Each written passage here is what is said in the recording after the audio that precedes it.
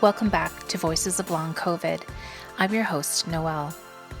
This season, I've been bringing you strategies and support for living with our condition and discussing current themes around the topic of long COVID. I hope you're finding it useful.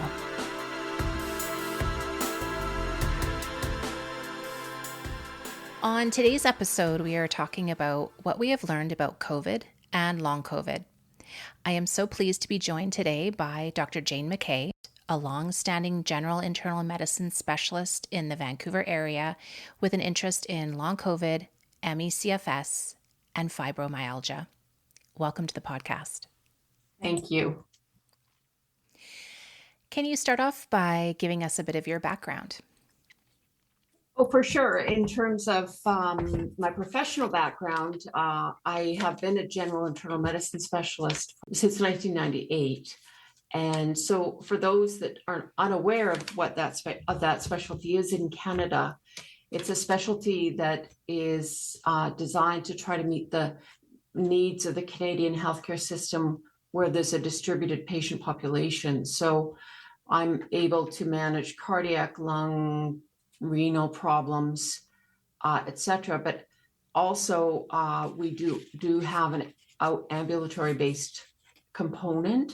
And as time has shifted, I've taken on more of the world of ME/CFS and fibromyalgia and long COVID, in particularly because of there's some similarities. And I've been seeing patients for quite a number of years in these realms, so to speak. Okay. How many patients with long COVID and ME/CFS would you say that you've personally seen so far in our province? Well, to give you perspective, our current wait list in our clinic is 5,000. I've been seeing patients with these disorders since I started practice, so 25 years. So the magnitude of numbers is hard to actually give you because that's a long period of time seeing individuals with illnesses such as this. Mm-hmm. Starting off with talking about COVID first, how often do the variants of COVID change, and does a COVID season exist? Most of the COVID variants at this particular time are subvariants of Omicron. Okay. And there's no amount of time of changes. And if you actually go to the websites that are available that report on this, that there's definitely about 5 or 6 subvariants right now that are active in Canada. There's a health information database on COVID, June 2025 data of the number of variants that are available. Okay. Now, to answer the second part of your question, the seasonality. So most respiratory viruses have more activity in the winter months, and there's multiple reasons for that. The only difference is with COVID, there doesn't seem to be as much seasonality, say, as influenza A. So you can experience COVID coming in the summer as well, but there is no clear summer fall like with influenza A or other viruses. So there's a bit of a difference from that perspective.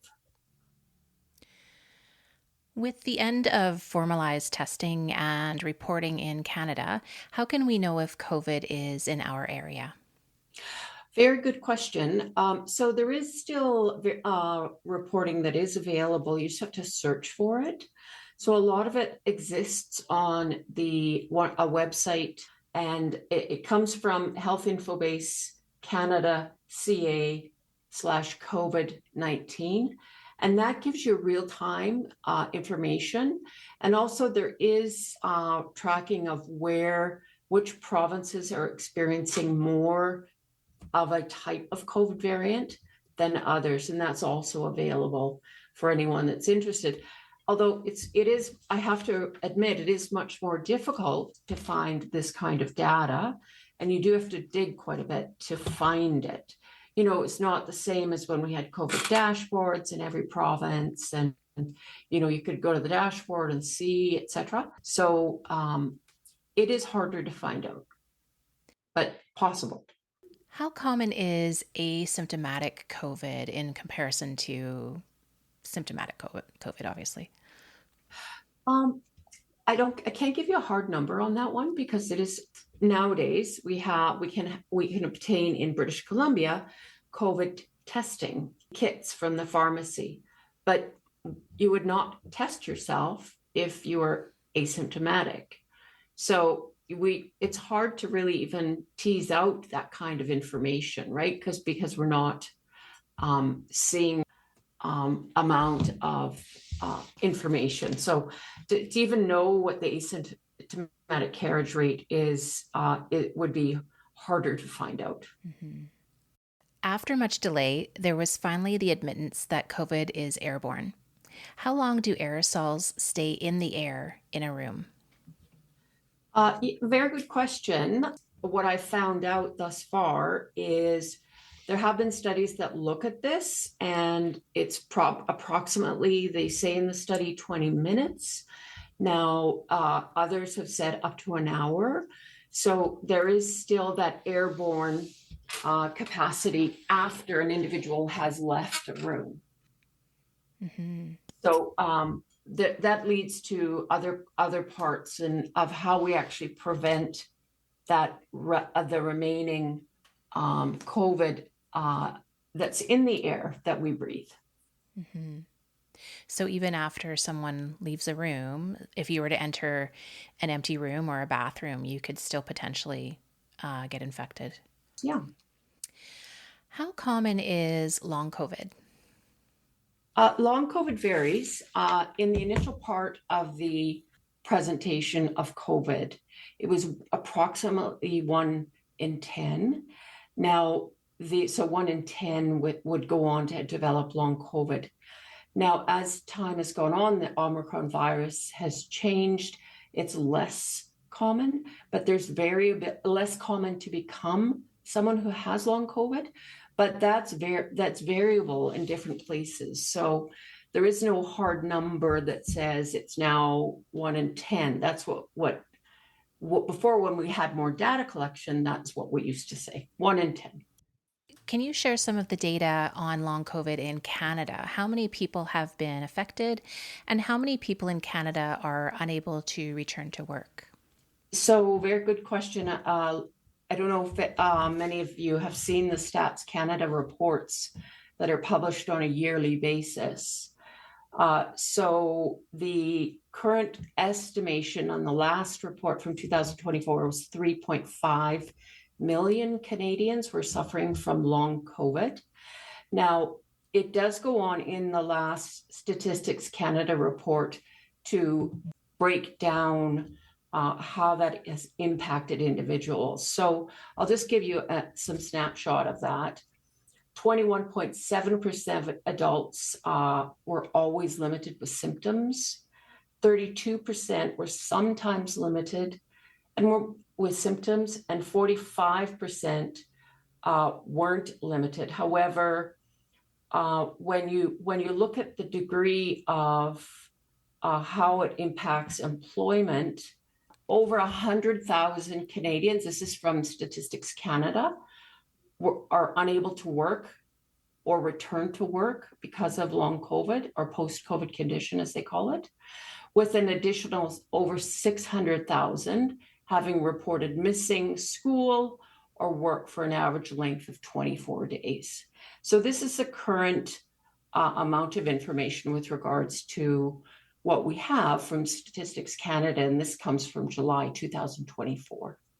24, okay. What are the core theories of what's going on in long COVID? So when I talk to individuals and we talk about things like gut dysbiosis, so alteration of the gut lining, so there's abnormalities in gut-brain communication. There's vascular abnormalities as well at the level of the blood vessel wall, and clotting is a concern. Microclotting is another. There's the other concept of viral persistence. Now, typically those viruses are viral remnants rather than active virus. And the other part is immune system dysregulation. So we do see changes in immune so-called signatures or phenotypes in long COVID, and there can be different autoimmune diseases that we have seen. Now, that kind of ties into the immune dysregulation theory, and those are the five ones that I like to quote the most often. How are long COVID and ME/CFS related? Right. So I think this is an important point to discuss, and I'm glad you brought the question up. So it's really been reported differently in different places. So just to take a step back, for many individuals, viruses have been known to cause ME/CFS for a long time. That's not new information. So in the context of COVID, how many individuals have the same symptoms of ME/CFS in the context of long COVID? Now, the reporting varies. So a recent study found about 58% of those infected with COVID meet criteria for ME/CFS. Now, that was 2024 that was published. And again, you have to remember every time an article is published, they're looking at a set of a population. So it's not, you can't take all these numbers as the final, so to speak. So if you look at a Nature article that was published in 2023, it was up to a hazard ratio of 70, meaning 7 out of 10 people that were exposed to COVID would go on to have ME/CFS. So a heterogeneity in the naming of the illnesses also makes it more difficult. So there is no easy, simple answer to that question.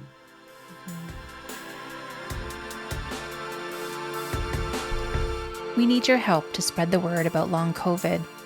Please share this podcast with somebody new and continue to share your stories with the people around you. Is all of the attention and research surrounding long COVID helpful for finding treatments and solutions for those who have been suffering with ME/CFS? Very good question. I think the work that's being done in long COVID will help the ME/CFS group because of the similarities in theoretical pathogenesis. So there is a potential that what we see in ME/CFS in treatments of long COVID may be helpful. I think it's very important to introduce a concept called phenotypes, meaning different ways of presentation. So that when we're looking at long COVID, they are looking at concepts of phenotyping as well in ME that's been done for a long period of time. So, specific types of therapy for specific types of phenotypes may also help similar phenotypes in ME/CFS. We don't know that for sure, though. The crossover in itself will require a bit of work.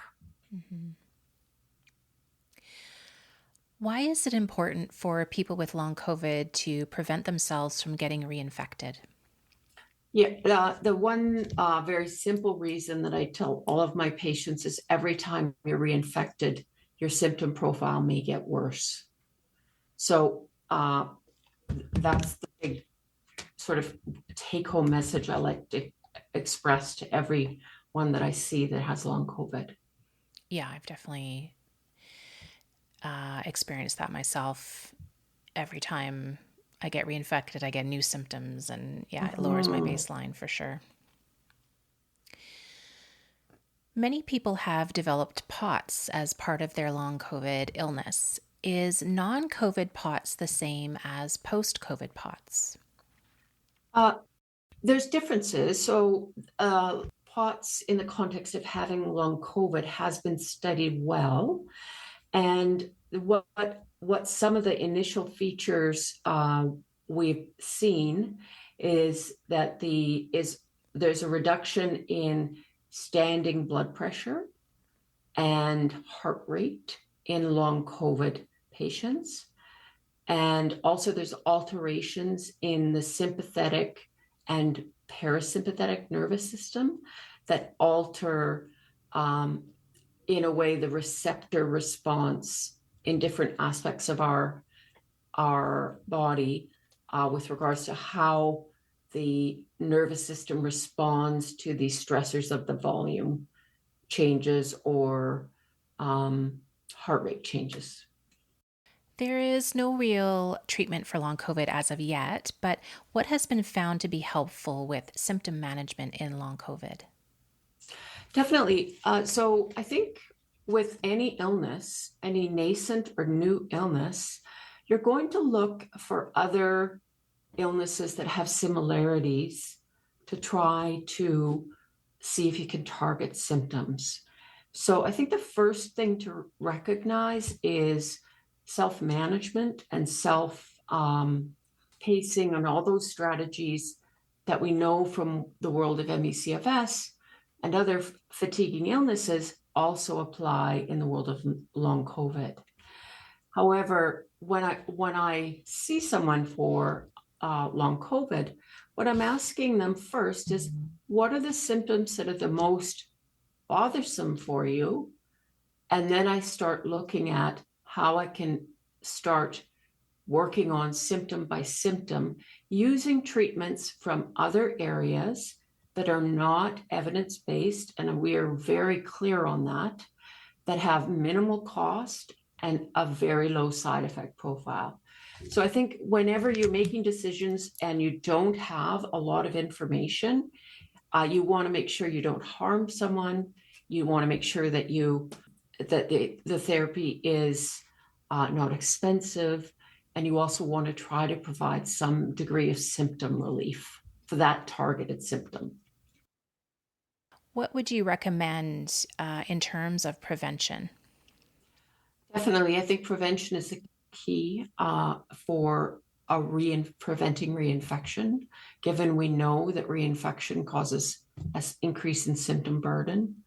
And I'd like to just go over what was brought up earlier on airborne spread. So we do know now that airborne particles can be present for 20 minutes or up to an hour. So the first line of defense is masking. And the masking I usually suggest, if you're going to be in a public space, is an N95. I also suggest trying to avoid large and crowded spaces.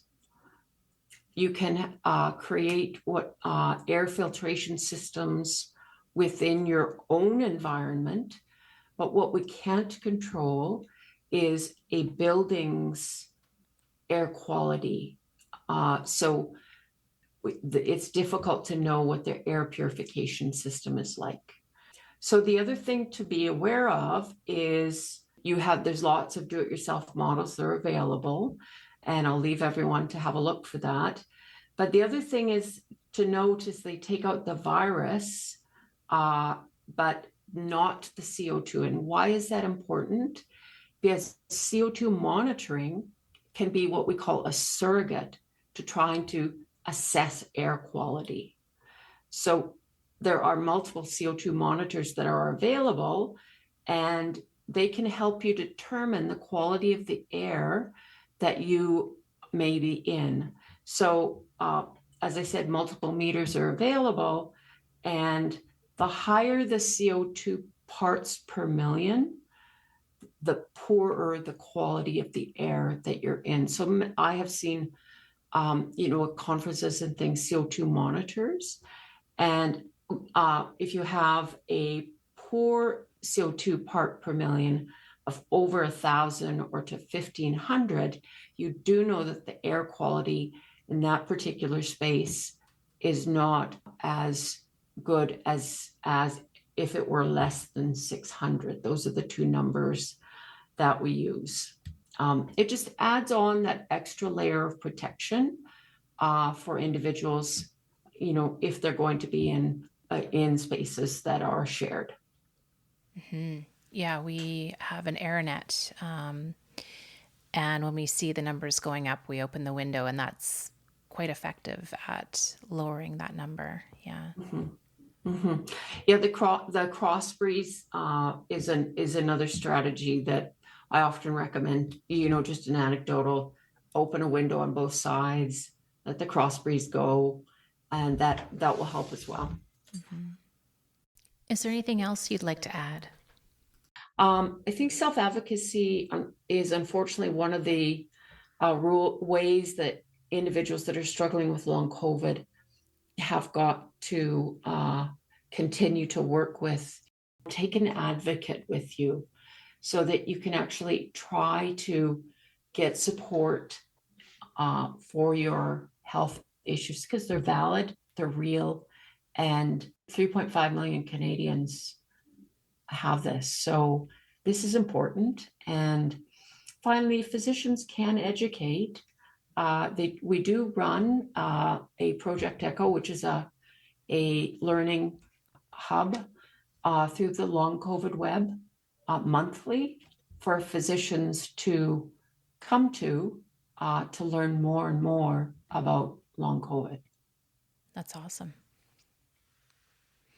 Well, thank you so much, Dr. McKay, for being my guest today and for sharing your wealth of knowledge. Thanks. Thank you for joining us for another episode of Voices of Long COVID. I hope you found it informative. Please make sure to leave us a review. You can follow Voices of Long COVID on Instagram, TikTok, X, Blue Sky, and YouTube. You will find new episodes as my energy allows, wherever you listen to podcasts. Until then, stay safe and stay informed.